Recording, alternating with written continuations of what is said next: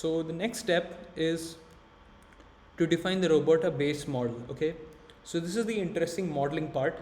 Okay, so we have um, again we have an init function and we have a forward function in our model, which says Roberta. So what init does is it just initializes all the layers and utilities to do with that particular neural network architecture. Like we have dropout here with a dropout rate of 0.3, dense output which takes 768 features as input from the Roberta model and outputs uh, one logit or one number. And here self.roberta equals roberta model.from pretrain. This basically gets the pre-trained Roberta model from Hugging Face. Okay, so okay, now let's go to the forward function. So what the forward function does is it defines what the model needs to do while performing forward propagation. So forward is basically the logic for the model's forward propagation. So as you can see, it takes INP and ATT as input. INP is basically the input tokens, and ATT is basically the attention mask. So it takes the input tokens and it takes the attention mask. And like I mentioned earlier, the attention mask tells Roberta which tokens in the input vector it needs to focus on, right? So here in the first line, we just reshape input to the shape that we want, which is number of questions, which is -1, number of questions, comma max len, right? And then this line, self.feed equals self.roberta inp comma at. Basically what we're doing here is we're taking the input INP and the attention mask ATT, and we're passing both of these into the Roberta model, right? Which will, like I said earlier, give us a 768 dimensional vector representing the meaning of those tokens, right? The meaning of that particular question, the context behind it, right? So self.feed basically captures all these, this entire latent representation from the Roberta language model, right?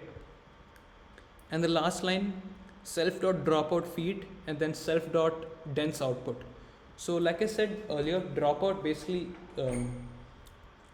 eliminates neurons randomly from a layer in order to reduce overfitting and improve generalization. So if we have 768 Roberta features here, right, it will look at all these Roberta features and remove 30% of them randomly. It will just convert them to zeros, right, before passing it to our one neuron dense layer, which comes at the end. And why are we dropping out neurons? Like I said earlier, to reduce overfitting and to reduce the representational capacity of the model, so that we don't run into problems where it's doing really well on the training data and badly on the testing data, right? So we drop out 30% of the 768 Roberta features which we're getting from the Roberta language model, and then passing it through this one neuron dense layer, and at the end we do a sigmoid usually, but in this model we're not doing a sigmoid. I'll talk about it later why. It's basically why, because the loss function which we're implementing, which is binary cross entropy, does the sigmoid for us, so we don't need to apply the sigmoid function within the forward loop. Okay, so okay, the next step, we're just going to visualize what our Roberta model looks like. Okay, looks like we have an error. Okay, we didn't run this cell of code. Okay, so we're loading the Roberta model here just to have a look at what the Roberta architecture looks like.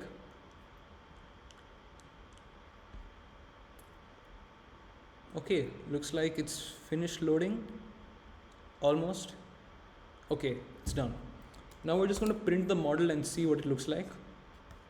Okay, so this is what the Roberta model looks like, and as you would expect, it's an absolute beast, right? It has so many layers, it has so many weights, right? As you can see, the first layer here is the embeddings layer, which actually embeds our tokens or our words in the questions into vector representations. If you've read the Word2Vec paper, you will understand that in NLP we rely on something called word embeddings, where we take these words and kind of convert them into these massive multidimensional vector representations to actually get an understanding of what the word means. Okay, and then after embedding these words, we pass it through a series of several encoders. I think there are a total of I think there are a total of 12 encoders here. Yeah, there are a total of 12 encoders, and like I mentioned, each encoder, okay, let's just call it, okay, encoder, has a self-attention layer, which is SA here, and a dense layer after it. And like I mentioned in the previous video, self-attention is the building block of most transformer architectures. And if you look at each encoder here, which is named BERT encoder, you can see BERT self-attention followed by BERT self-output, right? Which is basically a self-attention layer followed by dense, right? So self-attention, dense, again and again, right?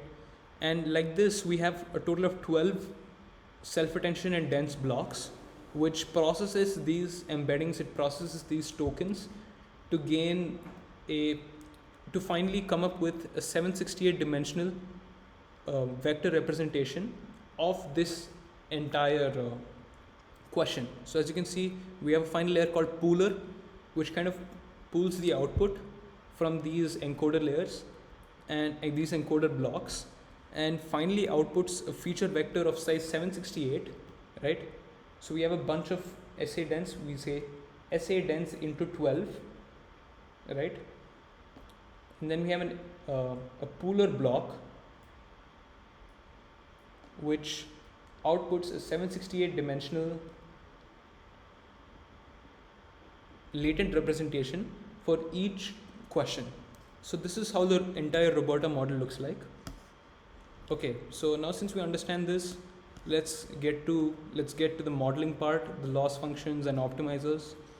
Okay, so here we're just going to define our loss function and our metric, which we're going to use to evaluate our model. So you must have heard of binary cross entropy. It's a very common loss function used for binary classification tasks, and F1 score, which is basically this metric used for classification, which is more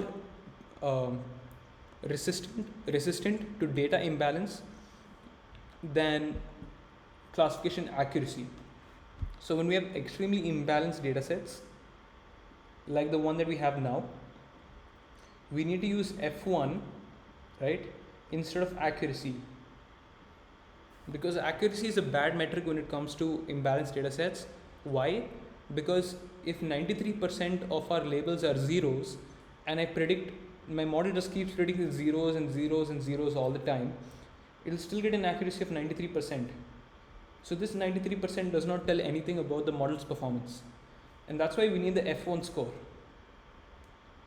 Okay, so you can search online about how exactly the F1 score works, but for now you can just think of it as this way to quantify how well the model is doing in imbalanced dataset scenarios, right? So now we're just going to define binary cross entropy and F1 score, and I was lucky enough to be able to implement both binary cross entropy and F1 score in PyTorch, completely in pure PyTorch. So this is really nice. And this is a simple function which we're going to use to print our training logs. It will basically help us print our loss function and evaluation metric during training. You don't need to really understand what's happening there. Okay, and this is our massive training code stack, which basically trains our model and runs validation at the end of each epoch. So I'm going to talk a little bit about how this code block works. Okay, so while using TPUs, right, I'll just write it down here. So one TPU has 8 TPU cores, right? So core 0, core 1, core 2, all the way till core 7. So this adds up to a total of 8 cores, right? So what we're going to do here is, because we have a massive data set of 1.3 million questions, we need to split the load between 8 TPU cores, right? We don't want to use one TPU core at a time because that will dramatically slow down training. So we want to leverage all 8 TPU cores at the same time using multiprocessing. So now we're going to talk a little bit about how we're going to use multiprocessing during training, right? So you see here train fn, define train fn. This function basically does the entire training procedure. And this function down here which says xmp.spawn, it's this excellent PyTorch XLA utility function which takes our entire training code and just distributes it across all these 8 TPU cores. So all the 8 TPU cores are balancing this training load at the same time. All these 8 cores are working on forward propagation and backward propagation simultaneously, so that training is sped up by several times. In my experience, usually multiprocessing is around 5 to 6 times faster than one core, right? So if I just use one TPU core, it'll probably be 5 to 6 times slower than multiprocessing, and that's why we need xmp.spawn, right? So now I'll just talk a little bit about the training code here. The first 2 lines are very simple. We're basically splitting our data into validation and training, 80% training, 20% validation. Okay, here these 3 lines of code, we're basically defining our validation data set and our validation sampler. As you can see here, distributed sampler. This is our PyTorch sampler, which is going to help us distribute our data loading across all 8 TPU cores. So when we say distributed sampler, num replicas equals 8, that means we're distributing our data loading and training process into 8 8 different sort of pieces, which we're distributing across all 8 cores, right? So this distributed sampler will help us do that. And now we define our validation data loader, which basically kind of takes our PyTorch data set and helps us sample batches of data, right? So PyTorch has this really efficient way of taking our data set, right, and generating batches of data using our data loader, right? So data set, sampler, data loader. This is the process of building a data loading pipeline in PyTorch, right? So next we do exactly the same thing with our training data, training data set here, training sampler, and then the training loader. This is also distributed across all 8 TPU cores, right? And the next step is to define our device, model, and optimizer. So device equals xm.xla device. This initializes our TPU core, right, on which we're going to train the model. And network equals roberta.to device. We're basically defining our roberta model, right, and sending it to the TPU, defining a roberta model and moving it onto the TPU, right? And here is our optimizer, which is Adam optimizer. And like I said, the roberta parameters are going to have a learning rate of 4e minus 5, which is LR of 0. If you remember earlier, the hyperparameter LR is 4e minus 5 comma 1e minus 2, right? And what that means is LR0 is 4e minus 5 and LR1 is 1e minus 2.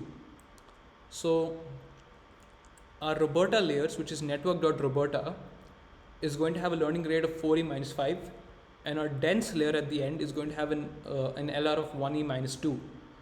And like I mentioned earlier, we need a higher LR for untrained layers and a lower LR for already pre-trained layers, right? And that's why we're defining our Adam optimizer with different learning rates. For different parts of the neural network actually help us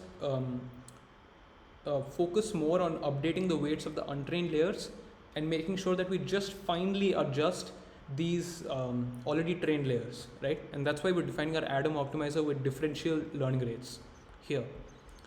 And here we're just keeping some lists, val losses, val f1s, train losses, train F1s, just to record the training and validation metrics, right? Okay, and now we're getting into the main training logic.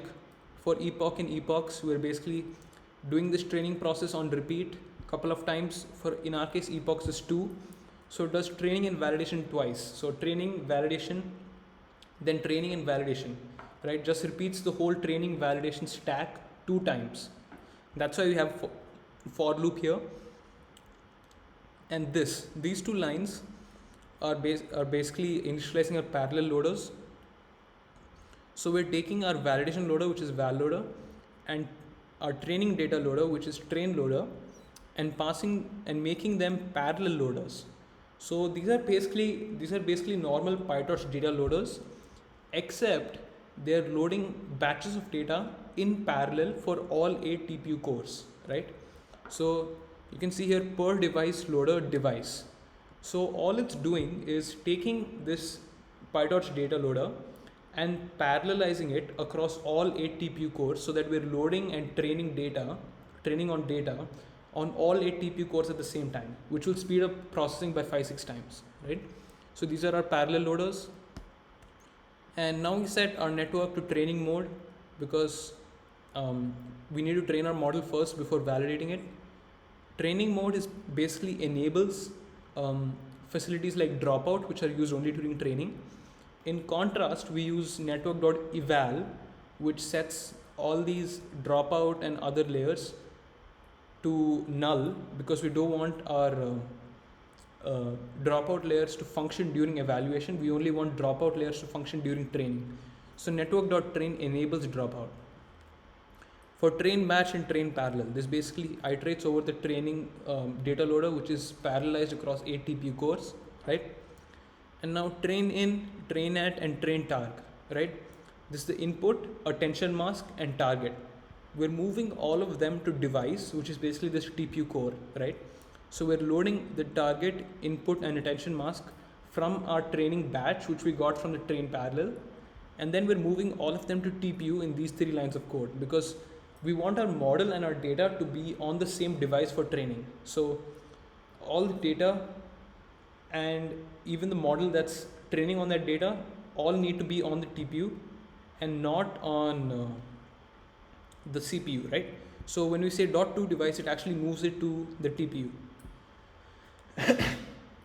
Okay, then we have train parets equals network.forward train in comma train at. This basically runs the forward propagation of the neural network, right? It takes the input and attention mask and runs it through our entire Roberta modeling pipeline and gives us the output train parets. Train parets are basically the logits, right? These are the predictions made by the network. And then we calculate the train loss and the train F1 score, right? Using our BCE and F1 score functions that we defined earlier. This is the loss and F1 score calculated on the predictions output after the forward propagation. So we've done the forward propagation on the model, got the outputs, and then calculate these metrics, right? And these 3 steps are very important. Optimizer.zeroGrad basically sets all the gradients in the network to 0. It resets the gradients. Train loss.backward does the backward propagation of the training loss back from the output layer back to the input layer, right? So this backward step basically helps us calculate the gradients of our loss function with respect to our parameters, all our weights and biases. And these loss function gradients actually help us adjust these weights and biases to improve the performance of the network. This is where the actual deep learning magic is happening. This is what we call training, right? Train loss.backward calculates all the gradients necessary to update our weights and biases.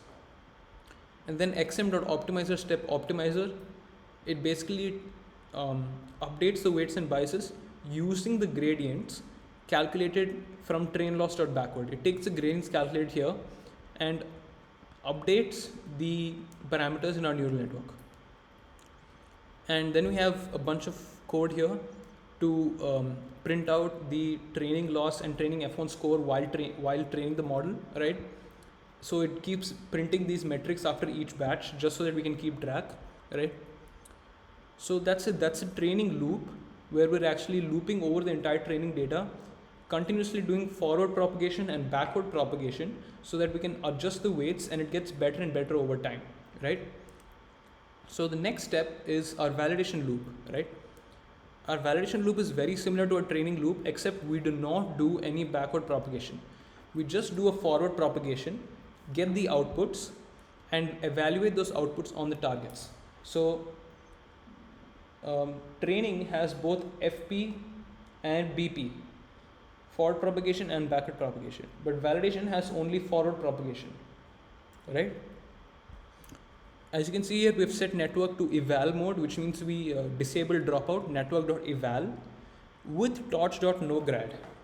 So PyTorch automatically calculates gradients when you do these tensor operations. So when we say with torch.nograd, we're basically explicitly telling PyTorch, no, you're not supposed to calculate gradients here because we do not need gradients, right? This is just validation. And this is basically the same thing here for val batch and val parallel. Get the target, input, attention mask, move them to TPU, do a forward propagation through the network, okay? And these few lines of code here basically record the loss and F1 score of each validation batch, okay? So once this loop finishes running, we basically calculate the final F1 score and final F1 loss by taking the total F1 score of all the batches combined and dividing it by the number of batches, right?